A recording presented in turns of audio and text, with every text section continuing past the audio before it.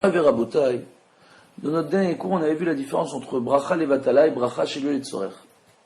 On avait expliqué qu'en semaine, après le birkat Amazon, on ne pourra pas faire directement une bénédiction sur un verre d'eau, sur un aliment, parce qu'on se rend dans le cadre d'une interdiction s'appelant bracha shelo letzorer. On se met dans une situation où on doit faire une bénédiction que nous avons l'obligation de faire, mais qu'on aurait pu éviter de faire si on avait attendu tout simplement un petit peu avant de réciter son birkat Amazon, à la fin de son repas, pour vérifier si on était bien rassasié et si on avait bien étanché notre soif.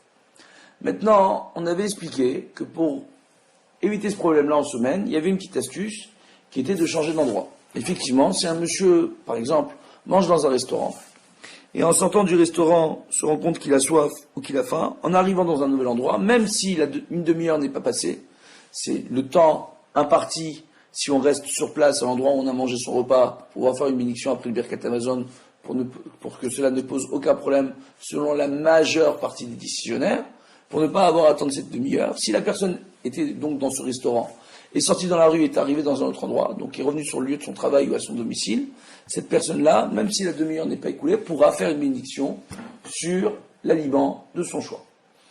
Et cela ne posera pas de bracha shelo letzorer, effectivement, parce que le fait d'avoir changé d'endroit, on dit qu'il s'est passé là une règle qui est appelée au niveau de la halacha, et siach da'at, notre esprit, durant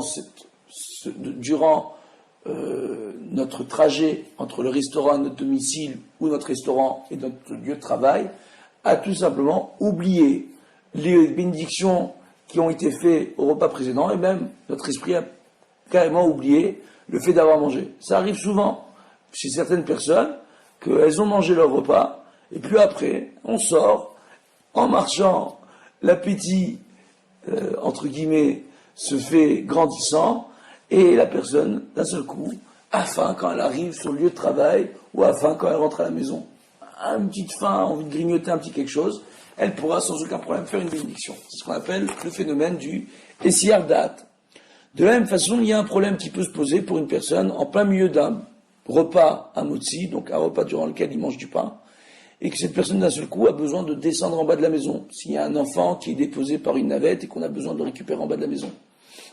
Tout simplement, parce que de la même façon que le Siyar Da'at fonctionne après le birkat Amazon quand on change d'endroit, de la même façon, ce Siyar Da'at là pourra même fonctionner si on reste au même endroit mais qu'on décide de sortir dans la rue et de revenir. C'est-à-dire une personne qui a terminé son birkat Amazon, qui a envie de boire un verre d'eau, elle a envie de boire son verre d'eau tout de suite pour ne pas se rentrer dans un problème vis-à-vis de la majeure partie décisionnaire, dans le problème de la bracha shelo letzorer. Il lui suffira de sortir de la maison, dans la cage d'escalier ou dans la rue, et de réentrer dans la maison, et de ce fait, on considérera que l'Issiyar Da'at, aussi dans ce cas-là, fonctionne. Elle pourra refaire tout de suite, sans attendre une demi-heure, une bénédiction tout de suite, sur un verre d'eau ou un aliment de son choix, bien qu'elle ait fait birkat Amazon et qu'on soit en plein jour de semaine et non Shabbat. Maintenant, par rapport à cela, donc, comme on le voit, ici ça posera problème pour une personne en plein milieu d'une seudat motzi. Effectivement, si la personne sort de l'endroit où elle est en train de faire son repas, au milieu du repas, et qu'elle est toute seule au moment de son repas, lorsqu'elle reviendra, elle devra refaire bracha rishona sur le pain, pour pouvoir consommer l'aliment. De la même façon, elle devra refaire bracha rishona sur un plat de riz, ou sur un gâteau qu'elle était en train de manger, si elle sort de l'endroit où elle était, et qu'elle revient.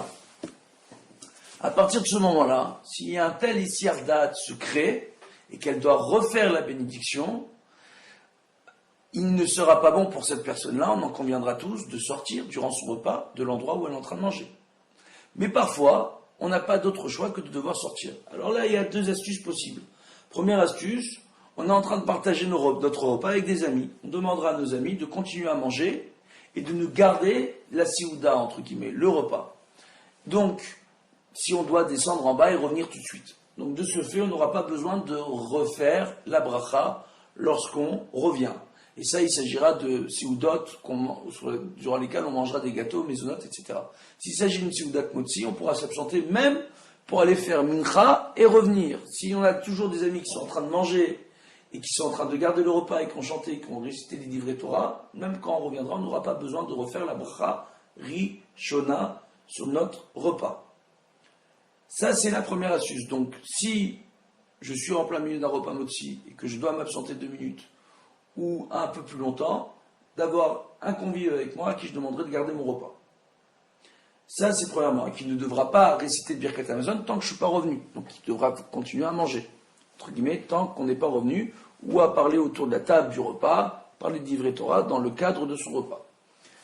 Donc, ça, c'est le premier point. La deuxième astuce, tout simplement, si on doit s'absenter pas trop longtemps, pas pour aller faire Birkat cette fois-ci, parce qu'on a mangé tout seul, et qu'il n'y a personne pour nous garder la Séouda, mais tout simplement pour descendre quelques minutes en bas de la maison et remonter, ou sortir de la maison dans la cage d'escalier et revenir, il suffira, dans le cadre d'un repas motzi ou maisonnote, de garder un petit bout de gâteau ou un petit bout de pain dans la main. D'accord? C'est tout simplement, comme ça quand on reviendra, on n'aura pas besoin de refaire la bracha rishona. Voilà là 2 astuces. Un dernier point, il y a un débat parmi les acharonim sur le fait, si une personne durant un repas, va aux toilettes. Alors, pour un repas motzi, on estime qu'en sortant des toilettes, la personne ne devra pas refaire la bracha rishona. Cependant, si une personne est en train de manger un gâteau maisonnote ou est en train de boire un jus et veut se servir plusieurs verres parce qu'elle est en train d'étudier dans son salon par exemple, ou elle est en train de lire un livre, ou elle est occupée à quelques occupations, on estimera selon certains avis qu'elle devra refaire la bénédiction sur le jus qu'elle est en train de consommer avant d'aller aux toilettes. Et selon d'autres avis comme celui du Rav Ovadia Yosef, on estimera que la personne n'aura pas besoin de refaire la bénédiction dans un tel cas. Chacun suivra son posek. La majeure partie des dictionnaires nous expliquant que dans un tel cas, il vaudra mieux refaire la bénédiction. D'accord? Donc chacun suivra le Rav qu'il a l'habitude de suivre et le posek qu'il a l'habitude de suivre, en sachant que le Rav Ovadia Yosef Zatzal est un très grand posek et que son avis doit être tenu en compte. Baruch Hashem, on voit là qu'on a vu quelques points importants encore et quelques astuces sur notre repas et comment éviter tout problème de bracha chez l'ol et tzorer, mais aussi de devoir répéter des brachot qui sont appelés aussi bracha chez le tzorer. Excusez-moi, à très bientôt.